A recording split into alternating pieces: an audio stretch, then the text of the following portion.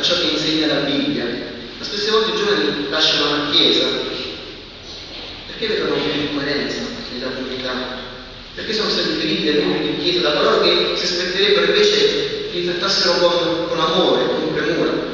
Certo, so che spesse volte questa è una buona scusa per non riconoscere i propri peccati, i propri errori, però è vero. Io sono cresciuto in una chiesa insieme a altri 10 ragazzi, figli tutti di membri di chiesa. Abbiamo passato l'infanzia e l'adolescenza insieme nella comunità. Di questo gruppo siamo rimasti soltanto in 2 oggi in chiesa, gli altri sono tutti fuori.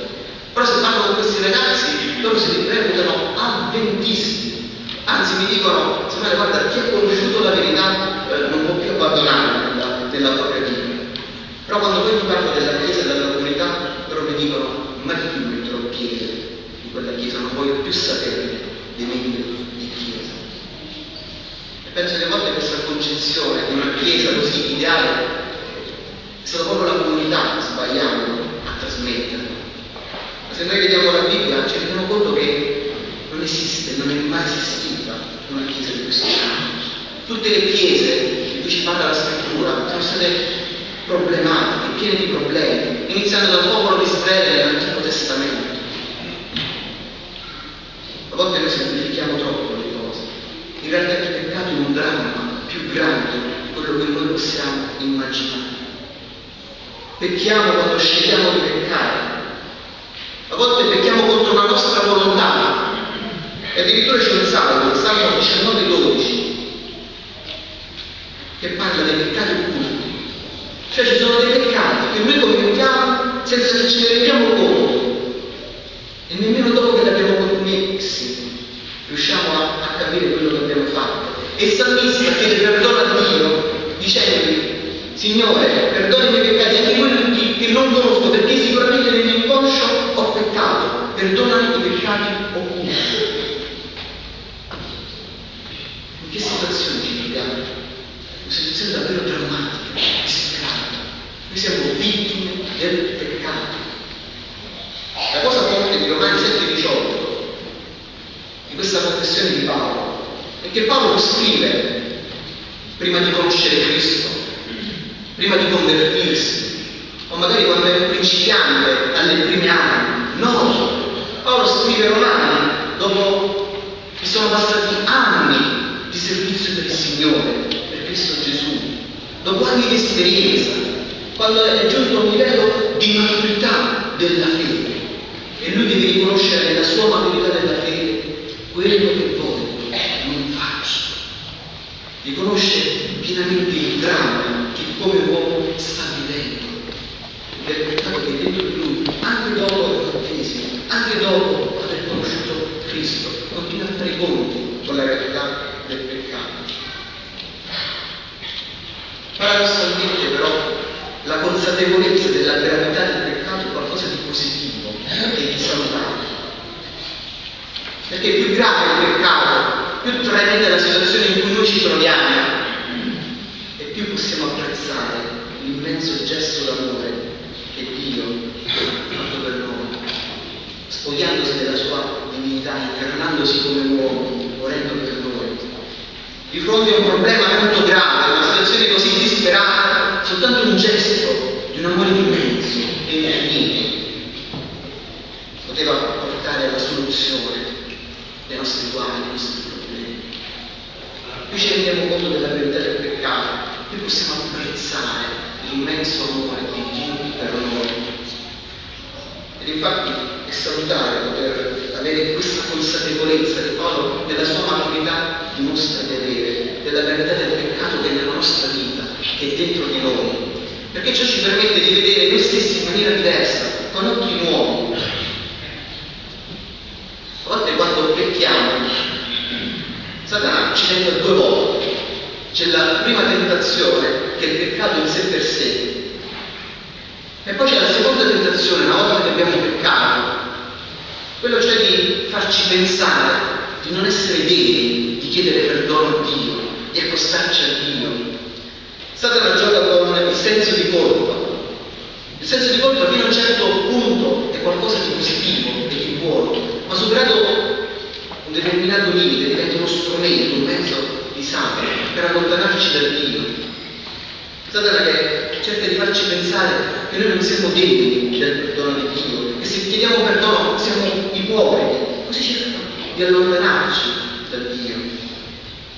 Avere la consapevolezza del dramma in cui noi ci troviamo come uomini peccatori ci fa comprendere quando noi dipendiamo in tutto e per tutto da Dio, di quale grande bisogno disperato e genuino noi abbiamo di Dio. Ed è proprio in quei momenti in cui noi siamo caduti, lì nel fondo, nel baratro dove ci troviamo, nei momenti in cui siamo più deboli e fragili, la parola di Dio ci dice che il Signore è più vicino a noi di quanto possiamo immaginare. Proprio nel momento in cui noi siamo deboli, Dio si è fatto debole per essere vicino a noi ed aiutarci. Per questo, qualunque cosa abbiamo commesso, qualunque peccato abbiamo fatto, sia nella nostra piena consapevolezza, sia involontariamente, possiamo accostarci a Dio con piena fiducia, perché Egli perdonerà il nostro peccato. Ed è proprio questa esperienza, l'esperienza del perdono, l'esperienza dello sperimentare la grazia di Dio che contraddistingue il cristiano, il credente. Vi ricordate cosa scrive il Salmo? Il giusto pecca 7 volte al giorno e si rialza. Il giusto non è colui che non cade mai, colui che è perfetto. Il giusto è colui che cade e si rialza. E questa esperienza del rialzarci, cioè questa comunione con Dio, questa fiducia totale, completa, della grazia di Dio, che fa di noi dei cristiani, dei credenti, degli uomini di fede.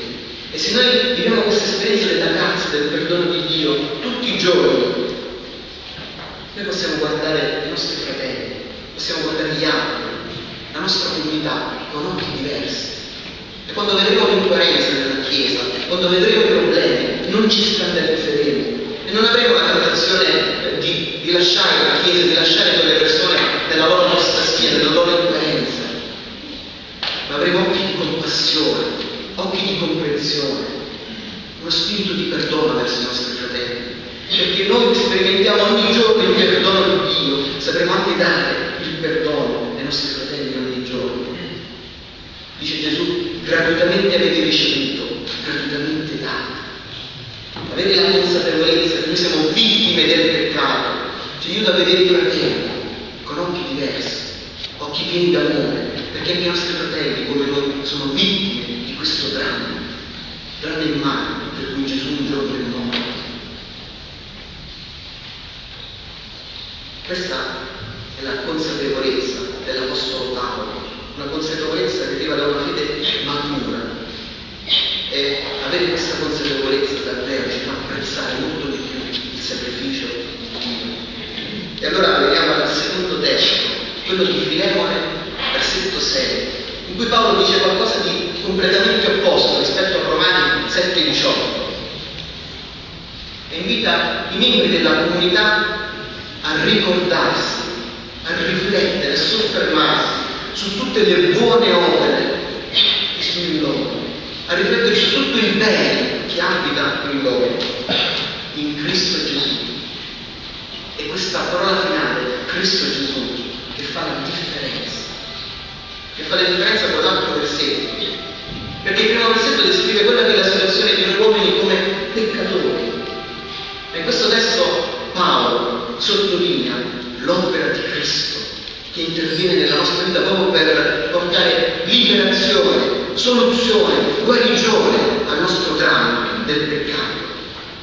E in un certo qual modo vediamo ripetuta in questa immagine, un'immagine che ritorna frequentemente nel Nuovo Testamento, è l'idea della nuova nascita, l'idea del passaggio tra l'uomo vecchio e l'uomo nuovo, tra la vecchia creatura e la nuova creatura. La vecchia creatura in cui non abita alcun bene. Disse una volta Dio a Noè: io mi rendo conto che i pensieri dell'uomo sono mali in ogni tempo. E poi la nuova creatura, quella quella che ha conosciuto Cristo Gesù, quella che ha aperto il suo cuore all'azione, all'opera di Dio, in cui c'è qualcosa di nuovo, c'è qualcosa che scappa, delle buone opere, dei buoni propositi, dei buoni pensieri, dei buoni gesti. Paolo mi deve riconoscere che se c'è del bene in noi, non è merito nostro, non è perché noi siamo speciali, ma perché c'è una persona che è entrata nella nostra vita e la sta cambiando, che è Cristo Gesù. Ma questa nuova nascita non avviene con lo schiocco di dita, in un attimo, in un baleno,